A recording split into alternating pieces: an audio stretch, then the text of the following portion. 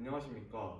저희 조는 인스타그램과 트위터의 비교를 통해 SNS의 특성에 따른 1, 20대 사용자들의 사회 참여 양상이라는 주제를 선정하였고, 이에 대해 발표를 하게 된 1학번 김민규입니다. 저는 왜 저희 조가 이 주제를 선정하게 되었으며, 이 연구의 목적과 필요성이 무엇인지, 그리고 왜 1, 20대로 연구 대상을 설정하였는지, 그리고 가설을 간단하게 설명을 해드리며 발표를 마치도록 하겠습니다. 보시는 바와 같이 21세기에 들어와 SNS가 상당히 활성화되었으며, 현재 우리는 불과 10년 전보다 더 다양한 SNS 플랫폼을 이용하고 있습니다. 이들의 등장에 따라 정보 전달이 빨라지게 되었고, 특히 사회 이슈에 대한 정보들이 SNS를 통해 굉장히 빠르게 전달되고 있습니다. 또한 스마트폰의 보편화로 인해 누구나 스마트폰을 들고 다니기 시작했고, 자연스럽게 정보를 누구나 빠르게 접할 수 있게 되었습니다. 더군다나 SNS를 한 번도 해보지 않은 사람이 없을 정도로 일상에서 많이 접하고 있다고 생각했습니다. 이에 흥미를 가지게 되어 SNS라는 주제를 선택하게 되었고, 과연 사회 이슈와 관련된 정보들로 인해 사회 참여를 많이 할 것인가에 대한 의문이 들어 이 주제를 선정하게 되었습니다. 다음으로 연구 목적 및 필요성입니다. 이후 SNS에 대한 문헌을 찾던 저희 조는 많고 많은 SNS 중에서 인스타그램은 일상 게시글을 위주로 한 결속형 SNS이고, 반대로 트위터는 사회 이슈 관련을 위주로 한 교량형 SNS라는 논문을 접하게 되었습니다. 이후 저희는 이 두 가지의 SNS가 과연 사회 참여 활동 여부에 영향을 미치는지 알아보고자 합니다. 앞서 살짝 언급을 했지만 SNS를 통해 빠른 의사 전달이 가능하며 즉각적인 공유가 가능하고 편리하다는 장점이 있습니다. 하지만 다수의 글들은 정보의 질이 많이 떨어지며 극단적이고 자극적인 의견이 많다고 생각합니다. 이는 일부 과열된 분위기와 일반화로 인해 문제를 야기할 수 있습니다. 따라서 이 연구를 통해 다양하고 정확한 정보를 바탕으로 정보를 습득하기를 독려하고자 합니다. 또한 SNS가 사회 참여에 굉장히 많은 영향을 미치고 있다고 생각합니다.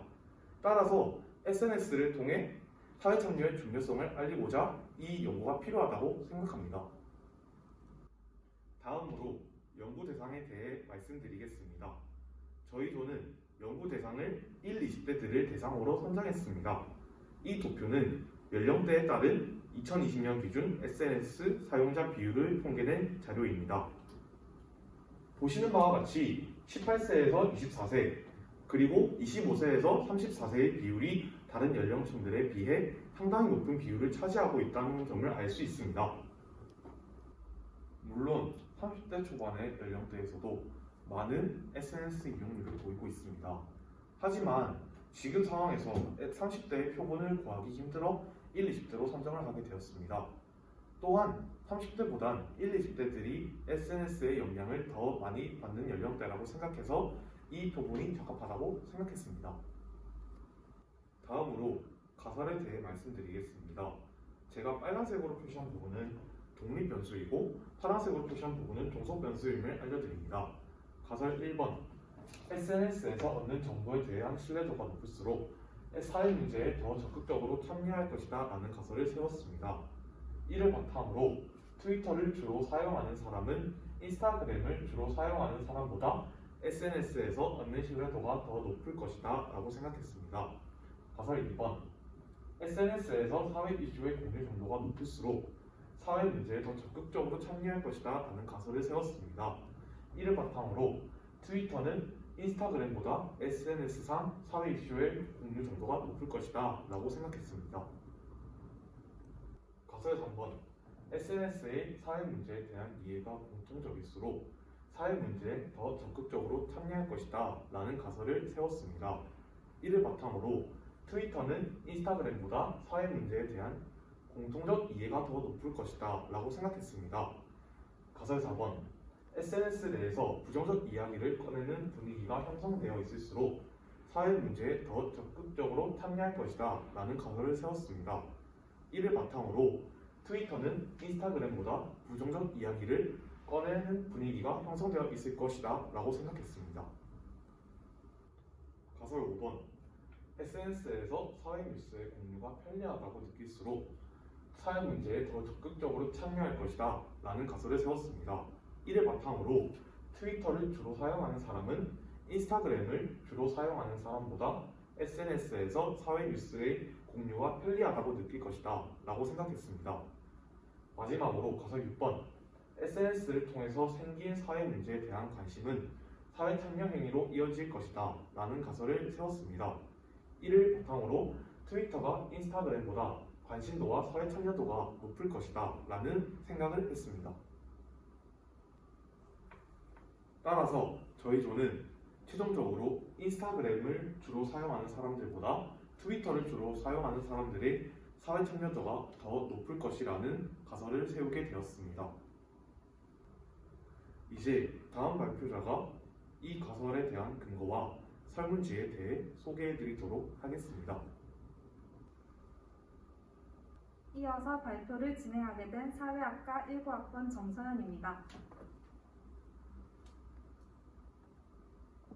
저는 가설에 대한 근거 제시, 조사 방법 설명, 가설 설문 문항 설명 순서로 발표를 진행하겠습니다.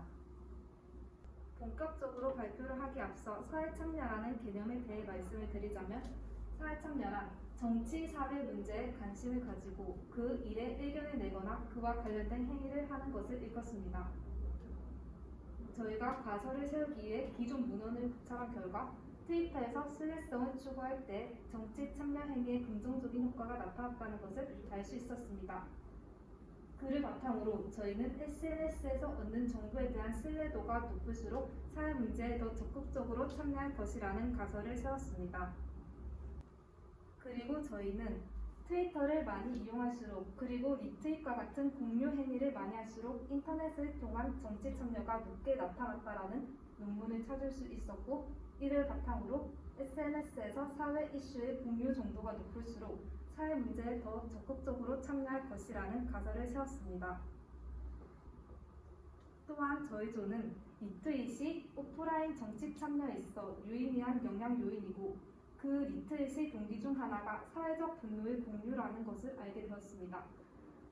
저희 조는 이를 바탕으로 SNS에서 사회 문제에 대한 이해가 공통적일수록 사회 문제에 더 적극적으로 참여할 것이라는 가설을 세웠습니다. 그리고 저희는 가장 많이 리트윗된 정치 사회 분야의 트윗들을 분석해보면 압도적으로 정부 비판적인 내용이 많았음을 기존 논문을 통해 알 수 있었고, 이를 바탕으로 SNS 내에서 부정적인 이야기를 꺼내는 분위기가 형성되어 있을수록 사회 문제에 더 적극적으로 참여할 것이라는 가설을 세웠습니다.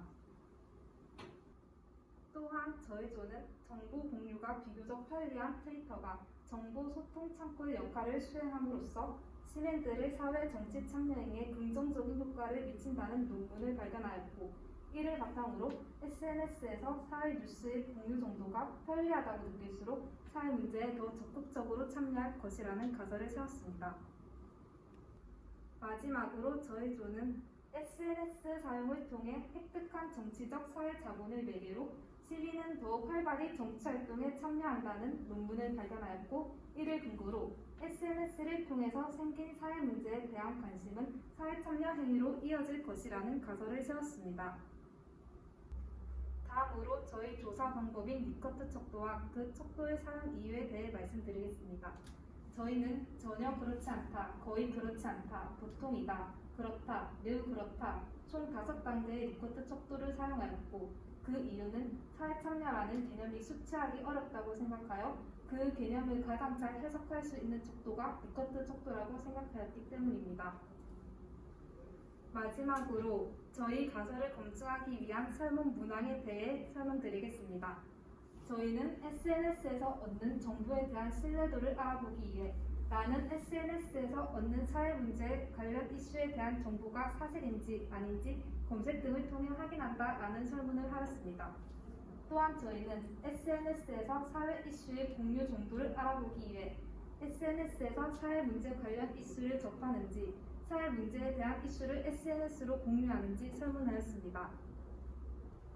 다음으로 SNS의 사회 문제에 대한 이해가 공통적인지 알아보기 위해 SNS 내에서 사회 문제에 대한 서로 다른 의견 충돌을 자주 접하는지, SNS 내에서 동일한 사회 문제에 대해 높은 관심도를 보이는 경우를 자주 접하는지를 설문하였습니다.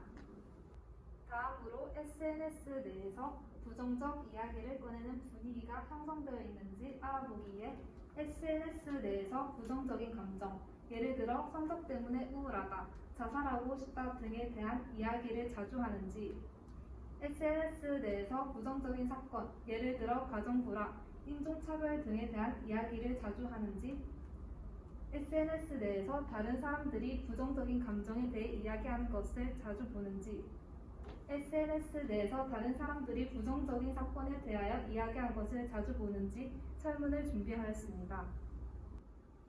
또한 SNS에서 사회 뉴스의 공유 정도가 편리하다고 느끼는지 알아보기 위해 SNS가 사회 문제 관련 이슈의 공유가 편리하다고 생각하는지 설문하였고, SNS를 통해 생긴 사회 문제에 대한 관심을 알아보기 위해 SNS를 통해서 사회 문제에 대한 관심도가 높아졌다는 설문을 준비하였습니다.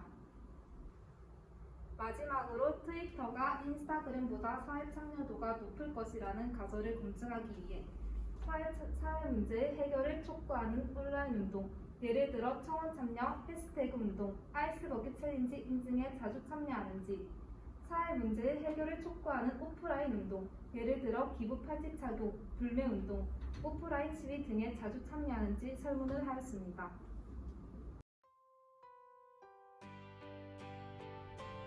지금까지 2조의 발표였습니다. 감사합니다. 감사합니다.